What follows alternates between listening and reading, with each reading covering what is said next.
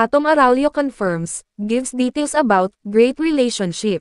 Atom Araulio describes his girlfriend. GMA News anchor Atom Araulio confirms he is in a relationship with a colleague. Atom is reportedly in a relationship with ABS-CBN News anchor Zen Hernandez. Hindi nakalusot si Atom Araulio sa tanong ukol sa kanyang love life sa isang recent interview.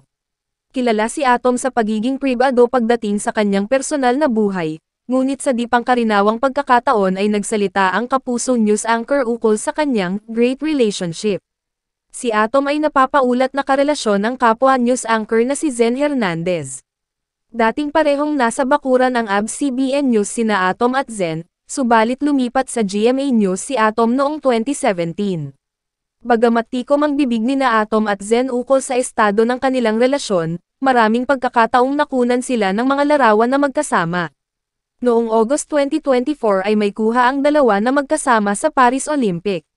May kuha rin silang magkasama na nanood ng pagtatanghal ng Miss Saigon sa Parañaque City noong April 2024. Noong October 2023 ay magkasama ang dalawa na nagbakasyon sa Hong Kong, kasama ang ilang mga kaibigan. Atom Araulio on Zen Hernandez. Na-interview si Atom ng ABS-CBN News anchor na si Casey Constantino sa YouTube channel nitong Casey After Hours, at in-upload noong October 26, 2024. Sa isang punto ng interview, isiningit ni Casey ang tanong tungkol sa espesyal na babae sa buhay ni Atom. Hindi pinangalanan ni Casey kung sino ito, pero malinaw sa kanilang mga pahayag ni Atom na kasamahan nila ito sa industriya. Malinaw rin na si Zen ang babaeng tinutukoy nila. Tanong ni Casey kay Atom, "What drew you to her?" "You guys are so easy," papuri ni Casey kina Atom at Zen. May pag-aalinlangan si Atom, subalit sinagot niya ang tanong. "Well, I like that she has her own dreams, she has her own life, she has her own career, and priorities," sabi ng kapuso anchor.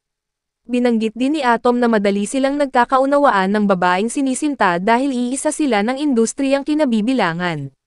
Klaro rin sa mga pahayag ni Atom na isang romantic relationship ang namamagitan sa kanila ng babaeng ito. Sabi ni Atom, "I feel like the reason why we work is because we support each other, and we let each other grow.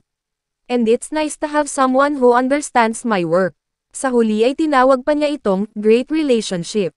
Pagpapatuloy ni Atom, "Kasi it can be difficult, the time, the stress, and kahit yung chismis, nagkakaintindihan kami sa chismis. Alam niya exactly what I'm talking about, and vice versa.